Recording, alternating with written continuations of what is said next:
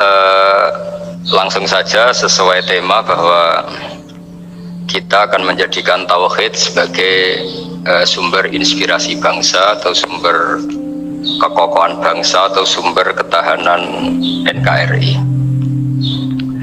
Perlu dicatat bahwa di antara yang sering disabdakan oleh Rasulullah SAW adalah inna minal bayani la sikhron. Jadi penjelasan atau orasi atau argumentasi atau apa sajalah itu adalah bagian dari sihir. Sihir di sini maknanya itu sesuatu yang kayak hipnotis, tapi di sini dalam konteks positif. Dulu ketika periode Rasulullah Muhammad SAW itu pertarungan hak dan batil itu diolah pikir. Olah pikir yang diterjemahkan oleh artikulatif atau sistem verbal. Memang ini agak aneh. Jadi kalau mukjizatnya Nabi Musa itu fisik. Fisik itu misalnya melawan Fir'aun dengan kekuatan tongkat yang super dahsyat, sehingga Laut Merah dipukul sama tongkatnya Fir'aun, kemudian tongkatnya Nabi Musa kemudian bisa membelah jadi jalan, Fir'aun tenggelam. Begitu juga nabi-nabi yang lain ada kekuatan fisik yang bisa dilihat sebagai mukjizat. Tapi ketika Nabi Muhammad SAW jadi nabi, itu pertarungannya itu ke sistem rasional. Dan yang enggak rasional itu dijelaskan dengan satu penjelasan yang seakan-akan rasional. Ini yang agak jelimet, sehingga ada wala talbisul haqqo bil batil. Jangan mencampur adukan hak dengan batil. Saya beri beberapa contoh kejadian. Suatu saat itu ada orang kafir datang ke Rasulullah SAW, kemudian bertanya, ya Muhammad, jika kambing itu mati betul, yang tidak disembelih, bangkel, itu yang mematikan siapa? Karena Nabi itu orangnya ummi itu lugu, ya yang mematikan Allah. Terus jawabannya si orang kafir tadi, agama kamu itu aneh, yang dimatikan Allah langsung haram, tapi yang lewat tangan-tangan manusia yang berlumuran dosa halal, katanya. Sehingga terus jadi logika yang kok iya ya gitu, harusnya yang dimatikan Allah langsung kan orisinil gitu. Sehingga orang terus terbelalak, seakan-akan ini hebat ya. Dan resikonya Nabi Habib Fikri, resikonya itu nggak boleh fahisan mutafahisan. Corong Jawa Nabi ora oleh cangkem elek, itu resiko. Andai kan Nabi boleh cangkem elek enak, nah halal ya pangan kon. Kalau itu baik ya silahkan makan ya. Tapi masalahnya Nabi tidak boleh seperti itu. Andai kan tidak Nabi kan gampang, ya sudah kalau halal ya silahkan makan. Masalahnya Nabi tidak boleh apa? Nggak boleh berbicara kasar, nggak boleh berbicara buruk.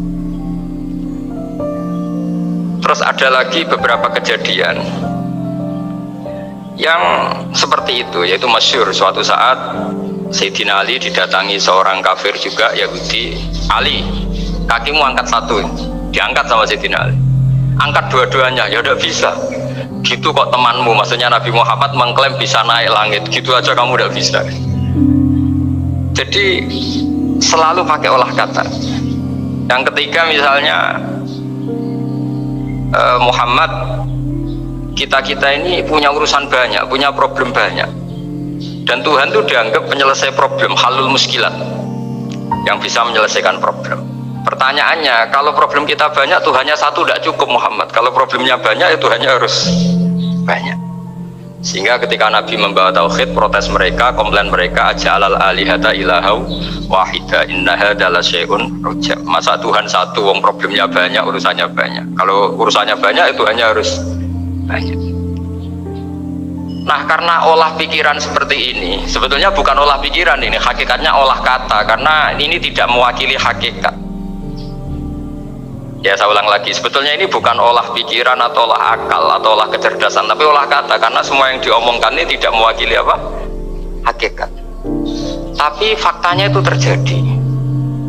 Sehingga mukjizatnya Rasulullah SAW itu tidak boleh berupa fisik kayak tongkatnya Nabi Musa, atau tabutnya Nabi Harun atau apalah yang sifatnya fisik, karena ini tidak menjawab kecerdasan-kecerdasan yang terimplementasi oleh kata-kata yang dikatakan orang-orang kafir tadi, yang bisa memojokkan orang-orang kafir. Akhirnya Nabi diwarisi kecerdasan, dikasih kecerdasan oleh Allah Ta'ala, yaitu yang dikatakan fatona. Dan mereka memang suka mempermalukan Nabi, itu suka. Misalnya Nabi, karena sebagai Nabi beliau tahu betul bahwa semua itu biadillah, di tangan Allah. Itu Nabi pernah ngendikan la adwa wala tiarota, tidak ada penyakit menular. Lalu ada orang Yahudi atau orang siapa saja, orang bodoh lah yang jelas ini, ada unta yang kena penyakit gudik, kalau orang Jawa bilang gudik apa, kalau orang itu agak apa, kudis ini. Yang kena kudis ini dijejerkan sama yang waras. Ternyata yang waras sekarang jadi kudisan. Seneng mereka karena bisa mempermalukan Nabi. Ya Muhammad, ini unta kena kudis. Ternyata yang waras tertular oleh yang kena kudis. Padahal kata kamu tidak ada penyakit apa menular. Itu problem-problem jadi Nabi di era Rasulullah SAW. Sehingga Quran datang dengan kecerdasan yang untuk menjawab itu. Makanya Nabi tidak pakai mukjizat fisik tapi mukjizat logika. Akhirnya Nabi diajarin Allah lewat Jibril, yang dikira mereka yakin kalau menang dalam debat. Tapi Nabi balik bertanya, faman a'dal awwala. Jadi terjemahnya, kalau ini kena kudis karena tertular yang ini, lalu ini tertular siapa? Yang pertama tadi. Wah, itu asli mat dari Allah ya, maksud saya itu. Jadi dia ingin contoh yang kedua yang tertular, dengan itu berarti ada penyakit apa? Menular. Tapi Nabi tanyanya faman adal awwala, lalu yang pertama kena kudis itu tertular siapa? Makanya kalau sekarang misalnya corona menular itu yang pertamanya dari siapa itu? Tidak tahu itu. Ya tidak perlu tahu, udah bidang kamu. Jadi ini saya mau cerita, jadi logika-logika yang dibangun orang kafir itu sebenarnya bukan logika tapi olah kata. Dan orang kafir itu paling pintar, karena mereka itu penyair. Penyair itu kalau sekarang modern mungkin mirip-mirip jurnalis atau mirip apalah, bisa mengubah apa saja. Apa yang sebetulnya baik dikesankan buruk atau sebaliknya. Sehingga ini menyusahkan karena Nabi harus ngendikan hakikat, harus mengatakan sesuatu yang nyata dengan bahasa yang benar, sementara mereka mengatakan kebatilan dengan penjelasan yang baik. Ini ribet kan, sehingga dalam banyak percekcokan ya, itu susah dicari jalan tengah karena sama-sama mirip, kebenaran ini sama-sama mirip. Jadi misalnya yang masyhur dalam satu peristiwa besar, konflik antara Sayyidina Ali dan Sayyidina Muawiyah, itu konflik yang nggak bisa diedarkan gara-gara kalimat, gara-gara kata-kata. Makanya sekeras-kerasnya pedang atau senjata itu masih keras apa? Kata-kata atau polemik lah atau apalah. Karena sekarang itu agak susah membahasakan. Ketika konflik Ali dan Muawiyah itu ada orang bilang, ya sudah, nahkum bi kitabillah. Sudah, sekarang kita kembali ke kitabillah. Itu mereka megang mushaf. Mushaf ini yang saya pegang namanya mushaf. Seakan-akan itu benar karena orang Islam harus kembali kepada kitabullah. Pertanyaannya lalu Ali, kata Ali, fadorobal mushafa biyadihi. Sayyidina Ali nepuk mushaf ini keras sekali. Sal hadal mushaf, kata Sayyidina. Kalau kita harus kembali ke Quran, coba tanya ini. Mushaf ini ya, mushaf seperti milik saya ini. Akhirnya orang-orang Khawarij bilang, innama huwa warokun wa madadun. Itu hanya kertas sama tulisan. Bagaimana mungkin kita bertanya?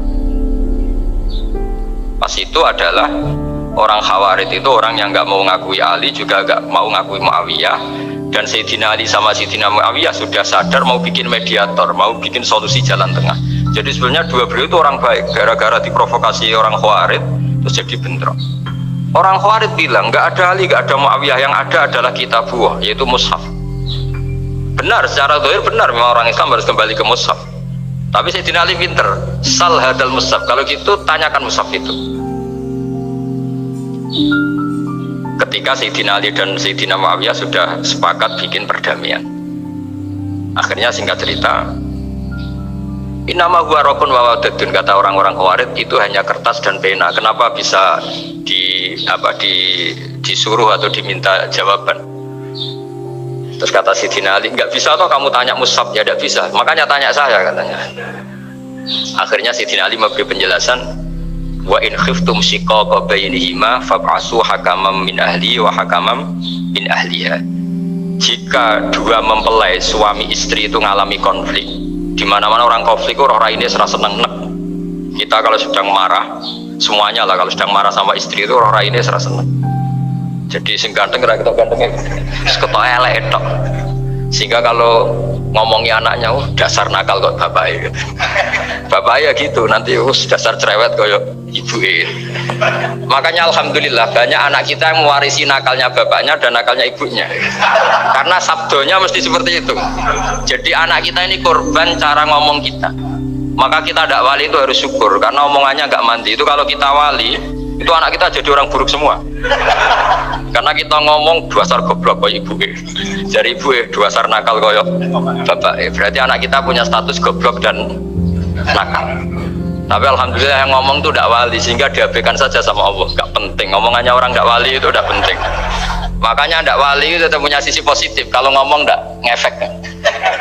Tapi kalau wali itu direspon sama Allah langsung ya. Tapi kalau wali ya tidak ngomong gitu. Tapi jadi kalau orang nggak suka itu nggak boleh ketemu, karena tambah benci, sehingga butuh mediator. Itu sudah, ini termasuk ilmu psikologi Quran. Kalau orang sedang tidak cocok itu nggak boleh ketemu, pakai apa? Mediator. Jika suami istri sedang konflik, itu sebaiknya, seharusnya atau sayugyanya itu kirim mediator. Fab'athu hakamam min ahli wa hakamam min ahliha. Iyurida islaha yuwaffiqillahu bainahuma. Terus kata Sidina Ali, wa amru ummati Muhammad a'zamu min amri rajulin wa imra'atin. Dan urusan umat Muhammad yang kita sedang konflik dengan kekuatan besar dan bisa pertumpahan darah, itu lebih ngeri timbang urusan suami dan istri. Itu saja solusinya mediator. Artinya sesepele itu urusan pribadi saja Allah menyuruh ada mediator. Apalagi urusan kita yang lebih dahsyat. Akhirnya mereka ngakui cara istimbat, cara ngambil kesimpulan Sayyidina Ali. Jadi ini masalah-masalah yang orang bilang seakan-akan benar. Sudah kita kembali ke Quran, kembali ke Quran. Quran yang mana? Wong kamu udah paham. Lama-lama tanyanya mau cetakan mana ini? Ribet kan? Makanya saya ini bikin gerakan besar-besaran. Yang dulu saya ngaji tafsir lama sekali dengan Mbah Mun, ngaji sama bapak saya. Sekarang alhamdulillah sering diskusi sama Pak Quraisyab, karena kita ini butuh, dan saya punya teman akrab Gus Zofur juga dokter tafsir. Ya kalau kamu ingin tak sebut ya punya teman kalian semua untuk mengkaji apa? Tafsir. Itu memang kita butuh. Karena Quran itu teks itu harus difahami ahlinya. Tapi ketika orang ngomong, ayo kita kembali kitab buah, kembali ke kitab buah, itu kembali yang apa? Terus tentang apa? Sehingga banyak orang yang entah saking angkuhnya, entah saking benarnya tidak tahu. Saya tidak mau kembali kepada Quran. Kenapa? Saya tidak pernah keluar, saya di situ kok. Kembali itu kan sudah keluar baru kembali. Itu entah saking angkuhnya, entah saking benarnya tidak tahu. Mau kamu katakan angkuh ya masuk akal. Saya tidak mau kembali, saya tidak pernah keluar. Memang saya sudah di situ. Bener mana?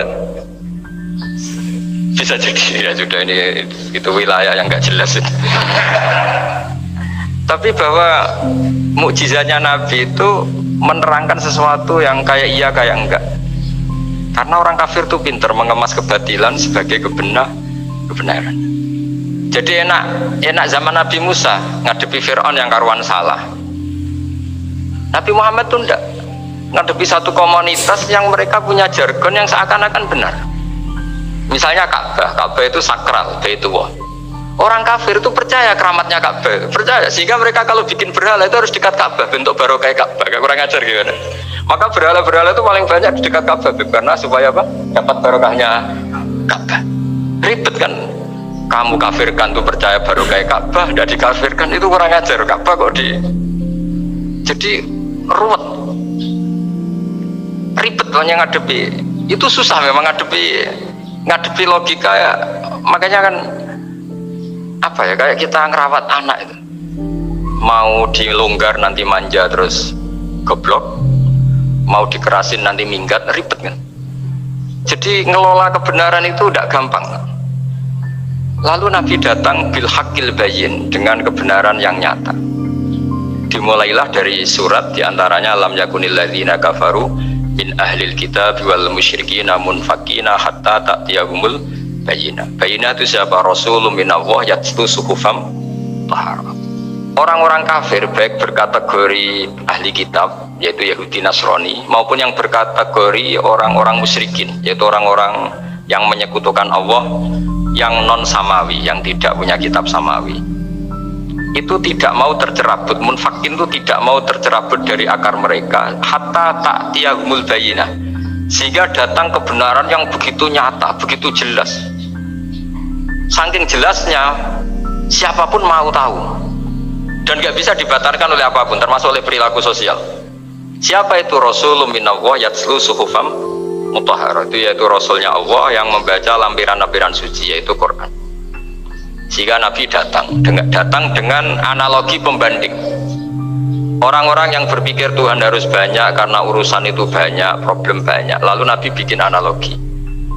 Andaikan kamu sebagai pembantu yang punya majikan banyak, perintahnya beda-beda, kamu mau enggak? Ya enggak mau, enggak enak Muhammad kalau punya bos banyak, perintahnya beda-beda, semuanya egois harus dituruti, enggak mau. Enak mana sama punya majikan satu? Enak satu Muhammad. Ya sudah, Tuhan kamu itu majikan kamu, kalau banyak-banyak bingung kamu perintahnya banyak nanti. Terus mereka mau, ya sudah Tuhannya satu saja. Jadi karena mereka mau enggak mau, harus berpikir kalau Tuhan banyak berarti perintahnya banyak, memuaskan satu Tuhan dibenci Tuhan yang lain, memuaskan yang lain dibenci yang lainnya, pokoknya ribet. Hari ini minta dilayani, Tuhan yang satu minta dilayani, itu kan ribet. Jadi Nabi itu pakai logika yang gampang. Makanya ketika Allah menjelaskan itu, ketika Allah dorobawa masalar rojulan fi syuraka umutasakisuna wa rojulan salamal dirojul hal yastawiyani masalah. Alhamdulillah, Allah bikin satu perumpamaan. Ada orang yang punya majikan banyak, yang satu punya majikan hanya satu. Hal yastawiyani masalah, nasibnya enak mana? Enak yang punya majikan satu, karena standarnya jelas, SOP-nya jelas. Akhirnya mereka sadar, oke, Muhammad Tuhannya satu saja. Lalu dalam pertanyaan-pertanyaan yang lain, misalnya tadi masalah Sayyidina Ali, masalah dibully lah kalau sekarang itu Nabi menjawab ya dengan rasional, karena mau tidak mau. Karena Nabi tidak dibolehkan pakai mukjizat zaman itu. Untuk awal-awal jadi Nabi itu nggak boleh pakai mukjizat. Karena mukjizat itu punya sisi yang sangat-sangat fatal, yaitu kalau Allah sudah menurunkan mukjizat, itu sekali nggak diimanin itu harus ada azab. Nabi ingin umatnya itu nggak kena azab. Makanya ketika Allah Ta'ala wa ma mana'ana an nursila bil ayati illa an kadzdzaba bihal awwalun. Cara terjemahan bebasnya gini, Muhammad, saya tidak ngasih mujizat kamu kayak Nabi Musa, kayak nabi-nabi sebelum kamu yang berupa fisik. Itu problemnya satu, sekali saya menurunkan mujizat, tren umumnya ini didustakan. Ketika didustakan, saya punya alasan menyiksa, wong sudah tak perlihatkan sebegitu jelas kok tetap didustakan. Maka sekali saya menurunkan mujizat, kata Allah, wa ma nursilu bil ayati illa takhwifa. Saya memberikan satu ayat itu hanya warning, hanya peringatan bahwa ini akan ada bahaya azab. Sehingga karena pilihannya itu Nabi milih gak ada mujizat yang seperti nabi-nabi sebelumnya, milih mujizat yang ilmiah, yaitu Al-Quran yang kita warisi sampai sekarang, Alhamdulillah. Karena kata ulama-ulama, nah ini pentingnya penjelasan, andaikan mujizat kita itu hanya tongkat, maka hanya ada di museum. Kita lihat tongkatnya Nabi Musa, mungkin klaimnya ada di Turki. Mujizat tabut kita lagi lihat lagi di mana lah tempat di museum. Tapi kalau mukjizatnya Al-Quran, itu umatnya Nabi akan merasakan nikmatnya ila yaumil kiamat. Misalnya kita dalam bersuami istri, atau dalam berkeluarga, atau dalam bermasyarakat, itu Quran kalau nasihati kita gampang sekali. Misalnya wa ashiruhunna bil ma'ruf fa in karihtumuhunna fa asa an takrahu syai'a wa yaj'alallahu fi khairan katsira. Sudahlah kalau sama istri itu yang baik. Jika ada watak istri yang kamu gak suka, dalam ketidaksukaan kamu itu ada kebaikan yang banyak. Kamu nggak suka karena kalau istri kamu sering marah, kamu nggak suka. Sukanya yang senyum. Tapi kalau senyum terus sama orang lain juga senyum, ribet kan kamu. Jadi sudah anggap saja ada hikmahnya. Semua itu ada hikmah. Kalau istri kamu marah tidak kelihatan marahnya, dipendam, itu nggak ekspresif. Cara akting sinetron nggak masuk itu. Tapi kalau marah kelihatan marahnya itu ekspresif, itu kecerdasan itu Pak.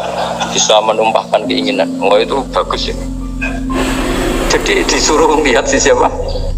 Positif. Imam Syafi'i itu pernah ketemu seseorang yang di depan beliau cium tangan hormat.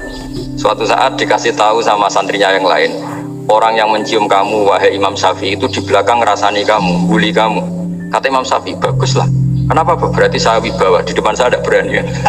Jadi enteng saja. Beliau dikasih tahu, tetangga kamu banyak yang benci engkau ya Imam Syafi'i. Baguslah, tidak akan utang saya. Justru yang kenal-kenal itu yang utang-utang itu. Jadi enteng terus, jadi dunia ini dianggap gampang saja. Coba kalau istri kamu sedang rukun sama sedang marah itu murah mana? Murah marah, kalau rukun minta ke mall pusing. Jadi ulama dulu itu murah mana? Marah sama rukun.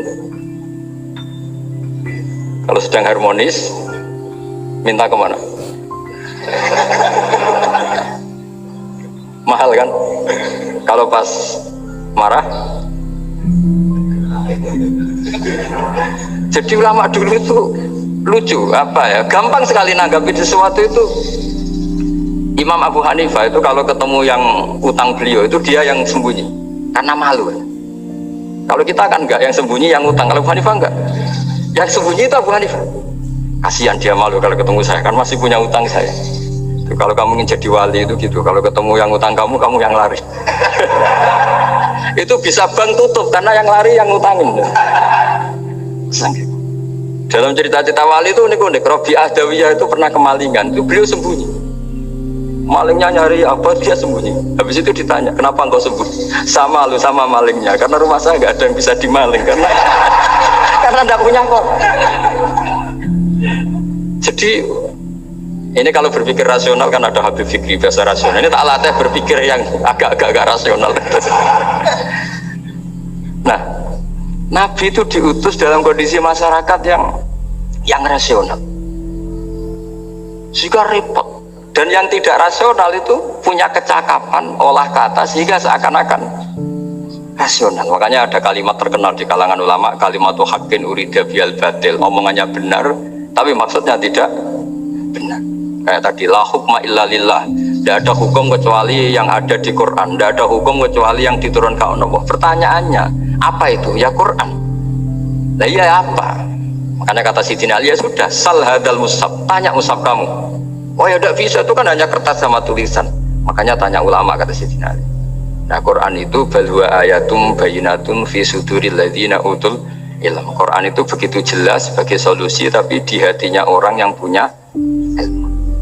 Sehingga kemudian lahir beberapa generasi tauhid.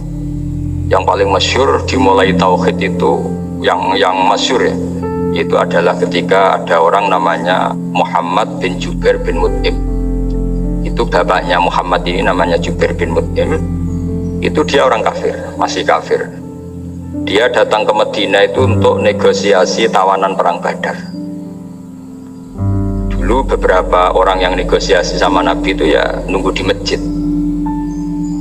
Singkat cerita, Nabi sholat maghrib baca surat Wattur wa kitabim mastur fi rokim mansur wal baitil ma'amur was saqfil marfu wal bahril masyur.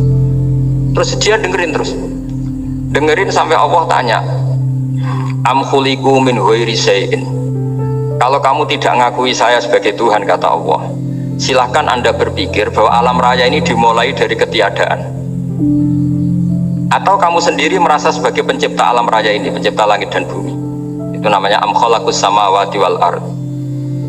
Itu orang itu disebut dahiyatul Arab, orang paling cerdas di Arab. Itu dia bingung. Dia selamanya kafir. Cara berpikir menuhankan berhala, Lata, Uzza, pokoknya menuhankan makhluk lah. Terus dia mikir, Muhammad ini kacau ya, akal saya dihabisin, kata dia. Jadi cara berpikir dia pakai akal, dia tidak percaya mukjizatnya Quran, tapi dia bilang Muhammad ini kacau, akal saya dihabisin. Akhirnya Nabi setelah salam dia menyatakan Islam, karena kata dia Muhammad, akal saya habis oleh apa yang kamu baca. Nah ini saya mau menerangkan tauhid sebagai inspirasi, yaitu logikanya gini, langit bumi ini kan wujud itu punya eksistensi. Kalau langit bumi ini wujud, alam raya ini nyata, lalu kamu mengatakan sebelum alam raya ini ketiadaan, berarti ada satu kesimpulan ketiadaan menciptakan yang ada. Itu malah gendeng bareng. Ya, logikanya kan nggak kena. Al adamu yakhluqu maujudan, sesuatu yang nggak ada menyebabkan atau menjadikan sesuatu yang ada.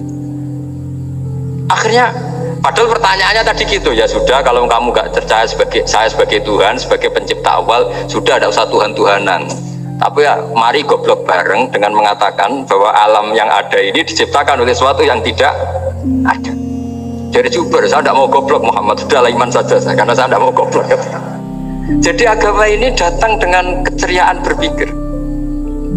Sehingga Ibnu Hajar al-Asqalani mengatakan hadatin ja'a bil iltizat al-aqli. Agama ini datang dengan kenyamanan berpikir. Coba kalau Anda seorang profesor atau seorang doktor atau seorang ilmuwan, kemudian Anda diajak goblok dengan teori baru bahwa sesuatu yang ada itu diciptakan oleh yang tidak ada. Mau enggak kamu? Mau mengira sesuatu diajarin sesuatu yang ada diciptakan oleh yang tidak ada.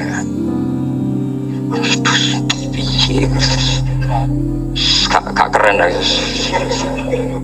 Gak boleh ya, sudah.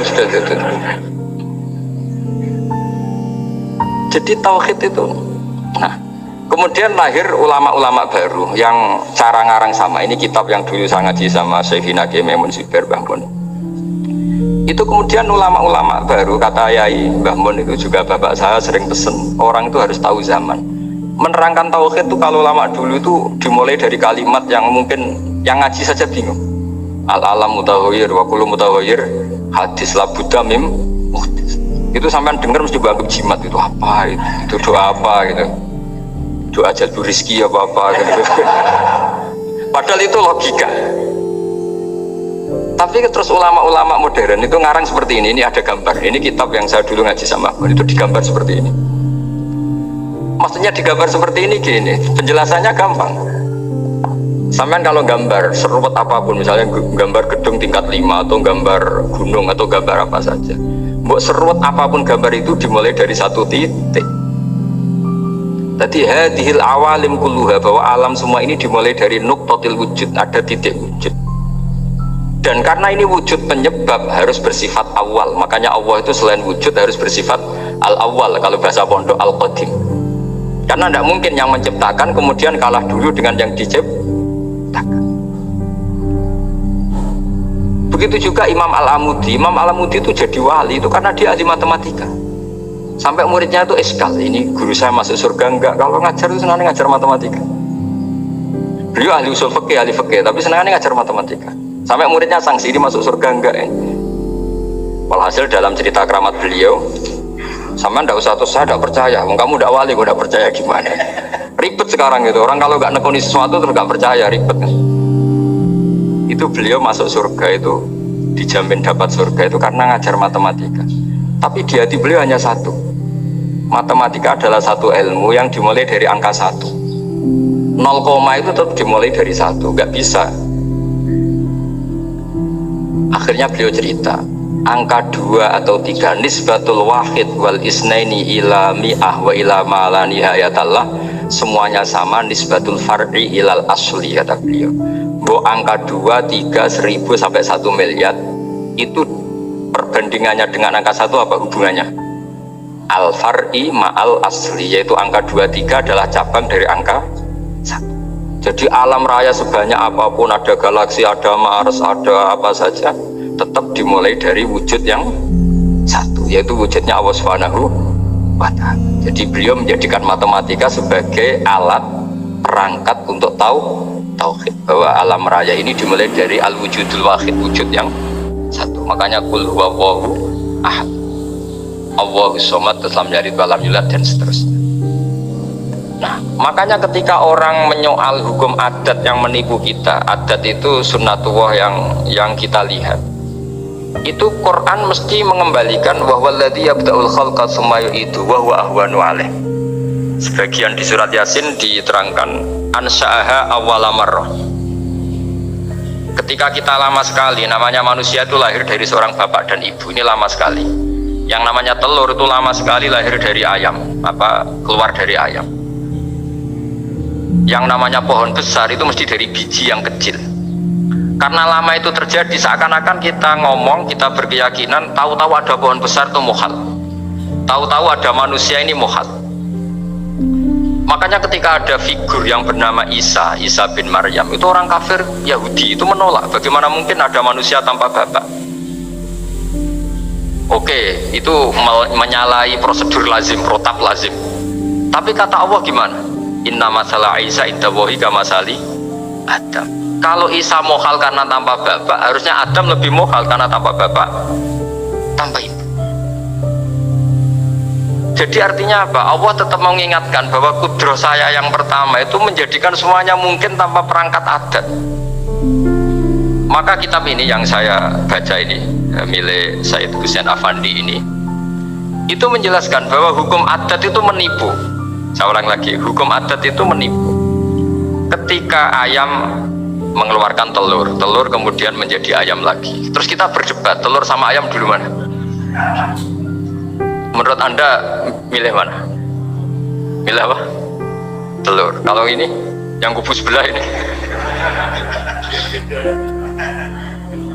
ayam apa telur? Telur. Ayam. Ayam lahir dari nah, pertanyaannya begini, kalau menurut tauhid, ketika lazim kalau telur itu nanti suatu saat jadi ayam, terus ayam kemudian lazim mengeluarkan telur, ketika Anda mengatakan mungkin, kontribusi Anda terhadap kemungkinan itu apa? Kan sama, Anda tidak ikut menciptakan. Wong tidak ikut menciptakan kok menvonis mungkin dan tidak mungkin, kamu itu hanya saksi. Makanya pertanyaannya Allah, loh, ketika itu kamu anggap mungkin, kontribusi Anda itu apa? Kan hanya melihat. Kamu sendiri tetap tidak mampu bikin telur, Anda juga tidak mampu bikin ayam.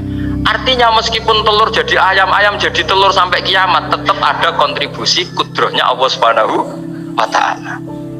Bukan berarti berdiri sendiri. Wong kamu yang bilang mungkin, ya nyatanya enggak berkontribusi. Sehingga kalau suatu saat Allah bikin telur dari batu atau ayam keluar dari batu, bagi Allah itu nggak masalah, tapi bagi kamu masalah. Bagaimana mungkin hewan keluar dari batu? Ini logikanya gimana? Loh, memangnya ketika telur dari ayam itu logika kamu gimana coba? Kamu ikut bikin nggak? Nah, ini di sini pentingnya mukjizat. Akhirnya Allah bikin mukjizat, ada satu onta besar keluar dari batu, yaitu mukjizat Nabi So. Kamu memasalahkan, ini gimana onta kok keluar dari batu? Lalu kalau Allah tanya kamu, gimana telur keluar dari ayam? Ini biasa, Gusti mungkin, memangnya kamu bisa? Berarti bagi orang yang tauhid, yang wali, keluarnya ayam dari telur sama unta dari batu itu nisbatnya sama. Sama-sama semuanya di luar kontribusi kita. Kenapa yang satu kamu katakan mungkin, yang satu kamu katakan tidak mungkin? Toh kamu sama-sama tidak terlibat. Itu cara berpikir tauhid. Artinya apa? Orang-orang wali atau orang-orang alim meskipun melihat telur keluar dari ayam tiap hari tetap subhanallah, subhanallah, Allahu Akbar. Karena ini keajaiban. Tapi kamu kan enggak taunya ajaib itu yang aneh-aneh itu. Makanya banyak cari kiai aneh yang gondrong, yang enggak pernah mandi, gara-gara kamu tuh suka aneh itu, gara-gara. Dong ini ya. Dong itu tahu ya. Jadi buat sesering apapun alam raya ini ada siklusnya, biji jadi pohon, pohon kemudian keluarkan buah-buah, ada biji. Semuanya yang berkontribusi hanya kudrohnya Allah Ta'ala. Tidak mengikat Allah, Allah bisa bikin tanpa itu semua. Makanya Allah selalu memperbarui mukjizatnya, termasuk ada onta besar keluar dari batu, yaitu mukjizatnya Nabi SAW. Kamu gak boleh menyoal ini mohal, mohal gimana? Karena itu nggak mungkin, ukuran nggak mungkin apa? Kamu nggak bisa bikin kan? Sama telur keluar dari ayam kamu bisa bikin? Sama-sama enggak. Nah di sini pentingnya ngaji ya. Makanya Allah ngendikan innallaha la yastahyi ayyadriba masalam ma ba'udatan fama fawqah. Allah itu tidak malu bikin contoh nyamuk. Karena nyamuk ini mukjizat yang besar. Sudah hewannya kecil, di situ ada ususnya. Ususnya ada uratnya. Coba kalau kamu bikin nyamuk. Kalau yang santri agak nakal itu ya ada alat kelaminnya, ada uratnya. Coba jenengan bayangkan nyamuk kecil kan? Oke, terima kasih sahabat-sahabatku semuanya yang sudah menyaksikan kajian dari Gus Bah. Mudah-mudahan bermanfaat buat Anda-Anda semuanya. Dan terima kasih, jangan lupa like and subscribe dan nyalakan tombol notifikasinya biar gak ketinggalan video-video terbaru dari channel Lesa TV. Terima kasih. Wassalamualaikum warahmatullahi wabarakatuh.